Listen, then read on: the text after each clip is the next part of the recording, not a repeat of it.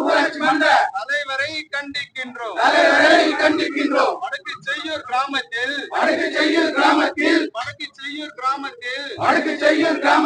பொதுமக்கள் பயன்பாட்டில் இருந்த சாலையை அபகரித்த தனியாருக்கு உடந்தையான ஊராட்சி மன்ற தலைவரை வன்மையாக கண்டிக்கின்றோம். ஊராட்சி மன்ற தலைவரை வன்மையாக கண்டிக்கின்றோம். செய்யூர் ஊராட்சி மன்ற தலைவரை கண்டிக்கின்றோம்.